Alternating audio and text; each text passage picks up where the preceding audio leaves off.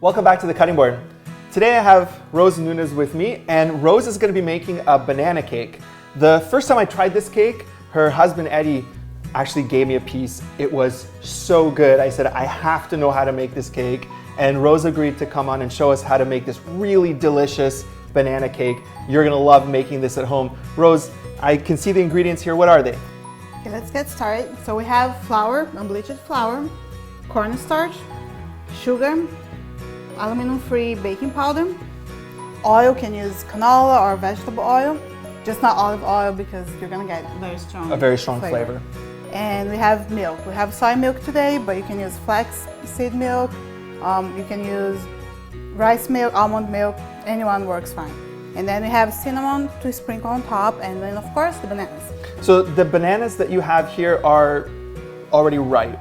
Yes, they have to be ripe bananas, because if you use like more green bananas, when they're very firm, they don't taste the same, and you're not gonna get the same good result on the cake. So basically, the riper they are, the better they are. Yeah, basically we're looking for spots on the bananas in order to know that we can make this cake.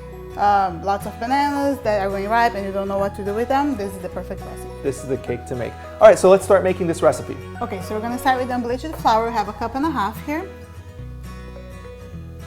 Then the cornstarch, which also is 1.5 cups. And then the sugar, 1.5 cups again. And the baking powder, which we have 1 tablespoon. These are our dry ingredients. Yes. So we're gonna mix the dry ingredients now. Make sure you get them well mixed in. And then we're gonna get about 3/4 cups of oil, and we're gonna mix that in. So we're gonna make kind of like a crumble here. So more a crumble than a cake batter. Yes. Okay. And to make it a little bit easier, we're just gonna use the fork. Mix it by hand now. Oh, that's the fun part. Okay. So we can get like a nice crumble here. Okay, so I think this is about done. So what we're gonna do now is we're gonna kind of divide this in 3 parts. And we're gonna get 1/3 of this, and we're gonna add to our greased baking dish. So we've greased this dish? Yes. So we're gonna, it doesn't need to be too much on the bottom. So I'm thinking that it's a cake, that it's gonna have some kind of dough, and this doesn't look like that, so. Not yet. Not yet. But we'll get to that part. Okay, just make sure you cover the whole bottom of the baking dish. Okay, so that looks good. And we're gonna start with the bananas now. So we're gonna peel the bananas. Let me get one of those. And take out any parts that are not good. And if you have sometimes you have very big bananas, so we can slice them in 3 parts, but these are not so big, so we're just gonna slice them in the middle here. So we're gonna cut them like this and then layer them on top of the butter here.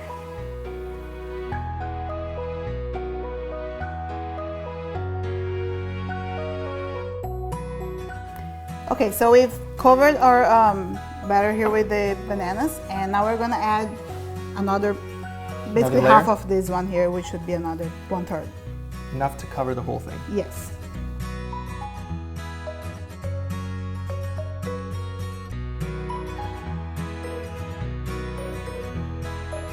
Okay, and now we're gonna make another layer of bananas. So let's go back to our bananas here. And we have that leftover from before.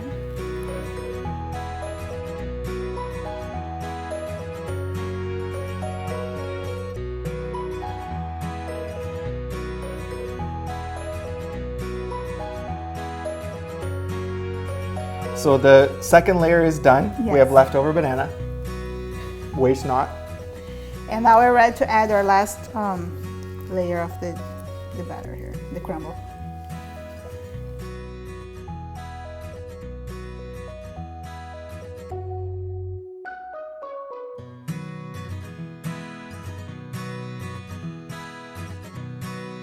Okay, just make sure that we have it all spread evenly.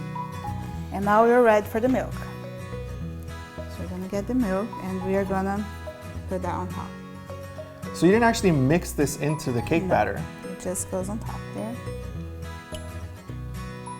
And it's easier to do it with a spoon because you can make sure that you get on all the sides and cover as much as you can. So how much of the milk were we using? It's 1.5 cups. 1.5 cups. So we are done with adding our milk, and we just have to add our cinnamon, and then we'll be done. So why didn't you add the milk to the actual batter? Well, one of the reasons is because if we have the batter and then we add the bananas would sink to the bottom. So this way we get our nice layers. Exactly. Okay, so we have a nice sprinkle of cinnamon to taste there, and we're ready to go put it in the oven at 350 for about 30 to 40 minutes. Our oven has been preheated, so if you can please put it there for me, David. We're just gonna bake it until it's golden brown. Exactly. Okay, so our banana crumble cake is baked, and we let it cool down a little bit, and we're ready to cut it and taste it. It's really soft. All right, look at that. We've got all of our layers right there. Your piece, my piece as well.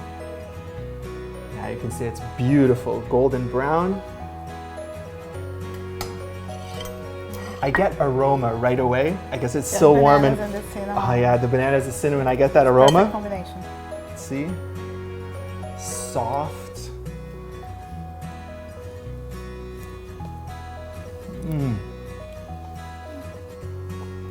That is absolutely delicious.